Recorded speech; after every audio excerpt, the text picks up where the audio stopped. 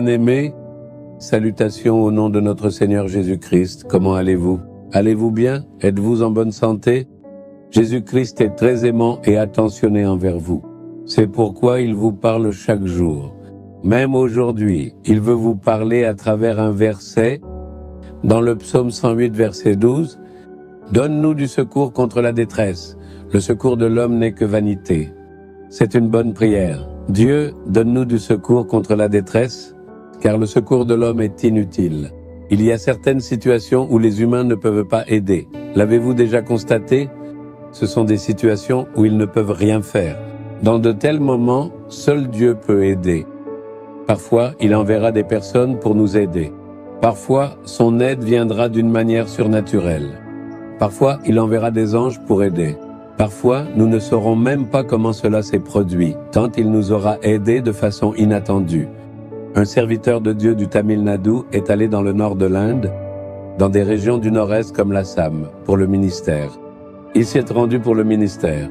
Au cours de ses nombreux voyages à travers la région, il s'efforçait de prêcher le message de Jésus-Christ dans tous les petits villages. Sans même s'en rendre compte, il a fini par franchir par mégarde une frontière internationale et est ainsi entré en Birmanie. C'est là que l'armée birmane l'a capturé. Malheureusement, il ne comprenait absolument rien à leur langue locale, et eux non plus ne connaissaient pas sa langue. Ils ont pensé qu'il était un espion venu espionner leur pays. Alors, ils l'ont mis en prison. Il a essayé de leur dire qu'il était un serviteur de Dieu venu prêcher au sujet de Jésus. Ils ne le comprenaient pas, ils ne le croyaient pas non plus. Comme ils l'ont mis en prison, il n'y avait aucun moyen de faire parvenir la nouvelle à sa famille. Un nouveau pays, une nouvelle langue, ils l'ont aussi enfermé. Ils ne savaient pas comment ni à qui s'adresser. Maintenant, ils ne pouvaient s'adresser qu'à Dieu pour demander de l'aide. Alors, ils ne pouvaient que rester à genoux et prier pendant des heures. Parfois, ils l'appelaient pour l'interroger. Ils ne connaissaient pas leur langue. Ils n'acceptaient pas ce qu'il disait. Alors, il est resté en prison pendant quelques jours. Il était sincèrement inquiet de savoir comment informer sa famille.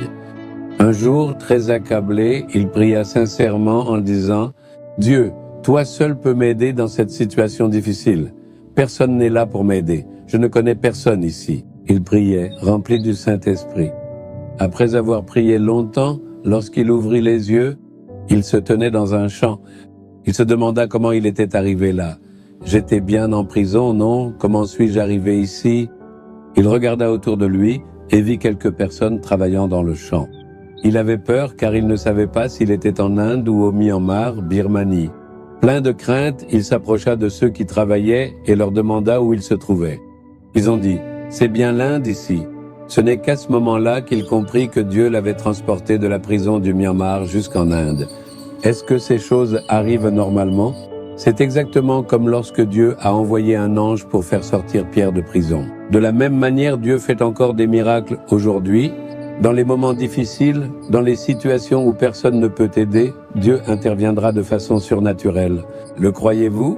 Avez-vous besoin d'un miracle surnaturel aujourd'hui? Voulez-vous prier en disant « Dieu, s'il te plaît, aide-moi ». Père, dans les moments difficiles, l'aide des hommes est inutile. Vous seuls pouvez nous aider. Aidez cet enfant. Faites un miracle pour eux aujourd'hui et rendez-les heureux. Au nom de Jésus, je prie. Amen, amen.